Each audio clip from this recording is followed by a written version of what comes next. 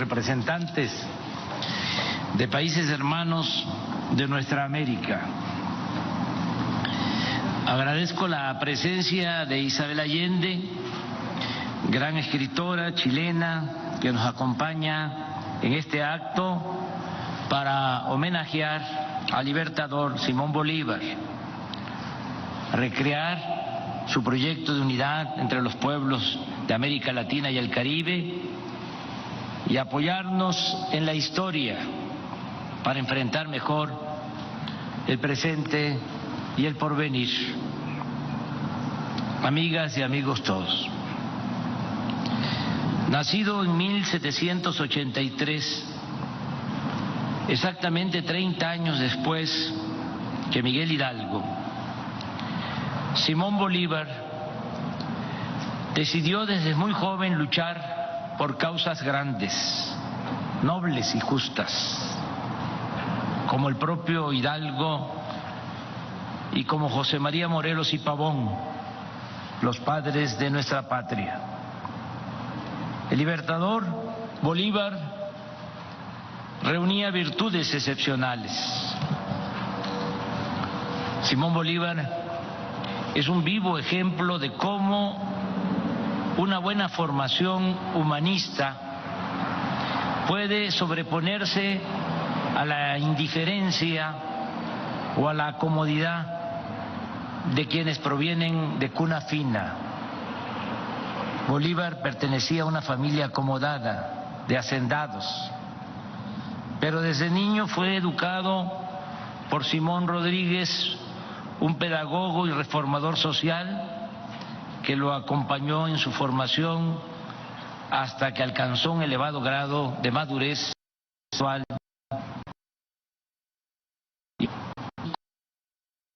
Con apenas 22 años, en el Monte Sacro de Roma, jura en presencia de su maestro y tocayo no dar descanso a su brazo ni reposo a su alma hasta que haya logrado libertar al mundo hispanoamericano de la tutela española.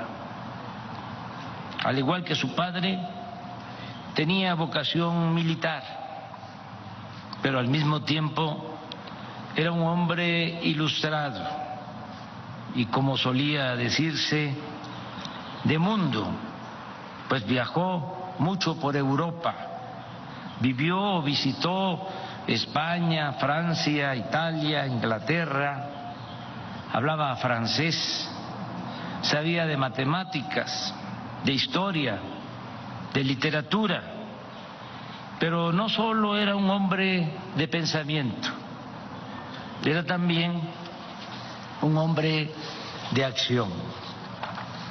Conocía el arte de la guerra y era al mismo tiempo un político con vocación y voluntad transformadora. Sabía de la importancia del discurso, de la fuerza de las ideas, de la eficacia de las proclamas y era consciente de la gran utilidad del periodismo y de la imprenta como instrumentos de lucha. Conocía el efecto que causaba la promulgación de leyes en beneficio del pueblo y sobre todo valoraba la importancia de no rendirse, de la perseverancia y de no perder nunca la fe en el triunfo de la causa por la que se lucha en bien de los demás. En 1811, Bolívar se incorpora al ejército anticonstitucionalista, anticolonialista, bajo las órdenes de Francisco de Miranda, precursor del movimiento independentista. Poco después, ante titubeos de este militar, Bolívar toma el mando de las tropas y en 1813 inicia la liberación de Venezuela. Poco antes, como escribe Manuel Pérez Vila, uno de sus biógrafos, los pueblos lo empezaron a llamar libertador. título que le confieren solemnemente en octubre de 1813 la municipalidad y el pueblo de Caracas, y con el cual habría de pasar a la historia. En su lucha incansable por los caminos y los mares de América se entrelazan triunfos y derrotas. Su campaña militar lo lleva a refugiarse en Jamaica y en Haití. De este pueblo, de Haití, y de su gobierno, recibe en 2 ocasiones apoyo para sus campañas, algo verdaderamente excepcional y un ejemplo de solidaridad y hermandad latinoamericana. En 1819 entra triunfante a Bogotá y poco después se expide la ley fundamental de la República de Colombia. Este gran estado, la Gran Colombia, creación del Libertador, comprendía las actuales repúblicas de Venezuela, Colombia, Ecuador y Panamá. No todo fue fácil en su lucha. Perdió batallas, enfrentó traiciones y, como en todo movimiento transformador o revolucionario, aparecieron las divisiones internas que pueden llegar a ser hasta más dañinas que las contiendas contra los verdaderos adversarios. En la lucha para liberar a los pueblos de nuestra América, Bolívar contó con el gran apoyo del general Antonio José de Sucre, y en 1822 se encontró en Guayaquil, Ecuador, con el general José de San Martín, otro ilustre titán de la independencia sudamericana. En ese entonces se constituyó la República Bolívar, hoy Bolivia, y se consuma la independencia de Perú. Por cierto, en la costa de este país, a principios de 1824, Bolívar se enferma, y a pesar de las malas noticias por traiciones y derrotas, se cuenta que desde el butaque, la silla donde estaba sentado, surgió la famosa exclamación: triunfar. Esta anécdota la hizo poesía el maestro Carlos Pellicer, quien lo admiraba con intensidad y vocación. Dice el verso: señor don Joaquín Mosquera, de cierta villa llegaba, apióse de su mula y al Libertador buscara, vieja silla de baqueta en la pared reclinada de una miserable casa, sobre de ella el cuerpo triste de Bolívar descansaba. Abrazóle don Joaquín con muy corteses palabras, el héroe del mundo nuevo apenas si contestaba. Luego que el señor Mosquera las penas enumerara, le preguntó a don Simón: ¿y ahora qué va usted a hacer? Triunfar. El Libertador respondió con loca fe, y fue sólido silencio de admiración y de espanto. Luego de este aciago momento, el Libertador vivió muchos otros de igual desdicha. El último tramo de su existencia está marcado por las constantes divisiones en las filas liberales, que llevaran incluso a que en vísperas de su muerte Venezuela se proclamara Estado independiente de la Gran Colombia. El 17 de diciembre de 1830, el gran libertador Simón Bolívar cerró los ojos y ya no despertó. Pero como los grandes hombres cierran los ojos y se quedan velando. no se mueren del todo. La lucha por la integridad de los pueblos de nuestra América sigue siendo un bello ideal. No ha sido fácil volver realidad ese hermoso propósito. Sus obstáculos principales han sido el movimiento conservador de las naciones de América, las rupturas en las filas del movimiento liberal y el predominio de Estados Unidos en el continente. No olvidemos que casi al mismo tiempo que nuestros países se fueron independizando de España y de otras naciones europeas, fue emergiendo en este continente la nueva metrópoli de dominación hegemónica. Durante el difícil periodo de las guerras de independencia, inaugurado por lo general alrededor de 1810, los gobernantes estadounidenses, con óptica enteramente pragmática, siguieron los acontecimientos con sigiloso interés. Estados Unidos maniobró en diferentes tiempos conforme a un juego unilateral, cautela extrema al principio para no irritar a España, Gran Bretaña, la Santa Alianza, sin obstaculizar la descolonización que por momentos se veía dudosa. Sin embargo, hacia 1822, Washington inició el reconocimiento rápido de las independencias a fin de cerrar el paso al intervencionismo extracontinental. Y en 1823, al fin, una política definida. En octubre, Jefferson, progenitor de la Declaración de Independencia y convertido para entonces en una especie de oráculo, dio respuesta por carta a una consulta que sobre la materia le hiciera el presidente Monroe. En un párrafo significativo, Jefferson dice: nuestra primera y fundamental máxima debería ser la de jamás mezclarnos en los embrollos de Europa.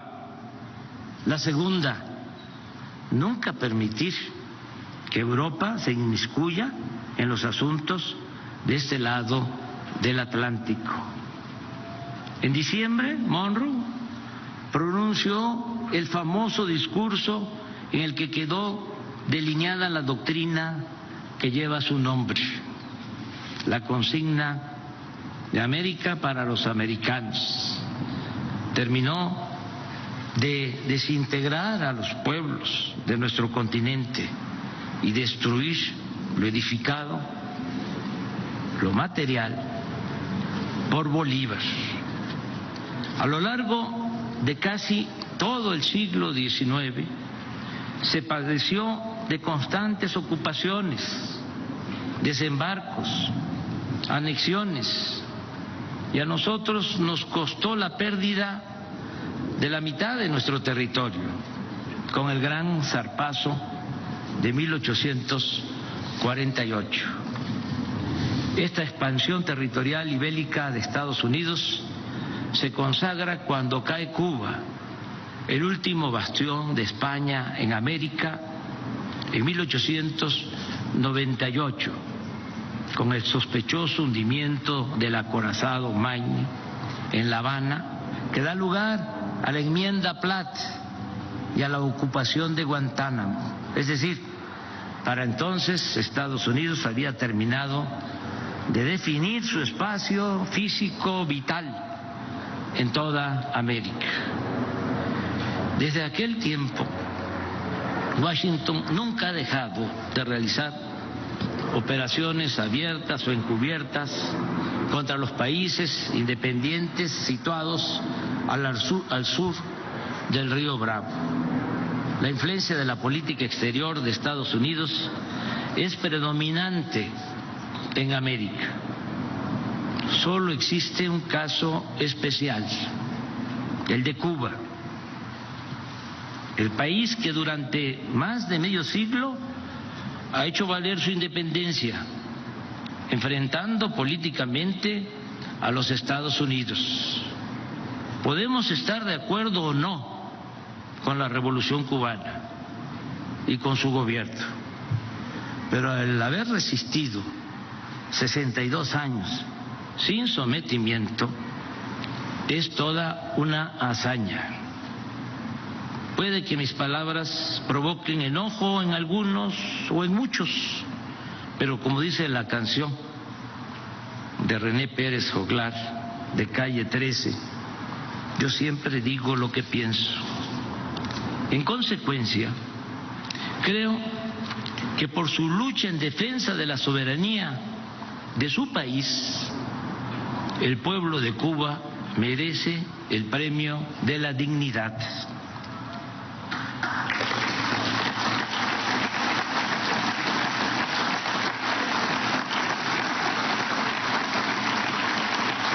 Y esa isla debe ser considerada como la nueva Numancia por su ejemplo de resistencia.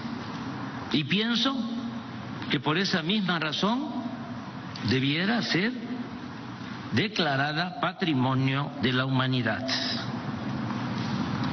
Pero también sostengo que ya es momento de una nueva convivencia entre todos los países de América, porque el modelo impuesto hace más de 2 siglos está agotado, no tiene futuro ni salida, ya no beneficia a nadie.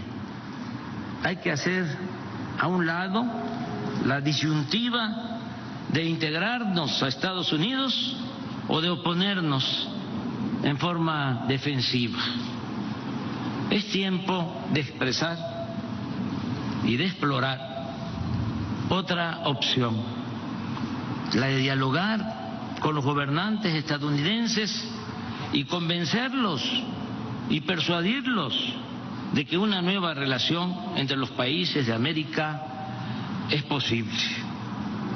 Considero que en la actualidad hay condiciones inmejorables para alcanzar este propósito de respetarnos y caminar juntos sin que nadie se quede atrás. En este afán pueda que ayude nuestra experiencia de integración económica con respeto a nuestra soberanía que hemos puesto en práctica en la concepción y en la aplicación del Tratado Económico y Comercial con Estados Unidos y Canadá. Obviamente no es poca cosa tener de vecino a una nación como Estados Unidos. Nuestra cercanía nos obliga a buscar acuerdos y sería un grave error ponernos con Sansón a las patadas. Pero al mismo tiempo tenemos poderosas razones para hacer valer nuestra soberanía y demostrar con argumentos, sin balandronadas, que no somos un protectorado, una colonia o su patio trasero. Además, con el paso del tiempo, poco a poco se ha ido aceptando una circunstancia favorable a nuestro país.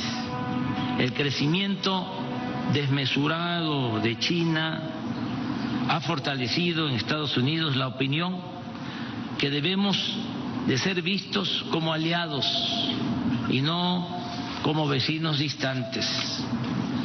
El proceso de integración se ha venido dando desde 1994, cuando se firmó el primer tratado, que aún incompleto porque no abordó la cuestión laboral como el de ahora, permitió que se fueran instalando plantas de autopartes del sector automotriz y de otras ramas, y se han creado cadenas productivas que nos hacen indispensables mutuamente.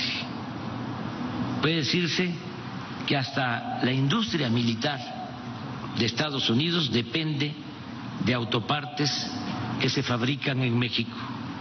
Esto no lo digo con orgullo, sino para subrayar la interdependencia existente.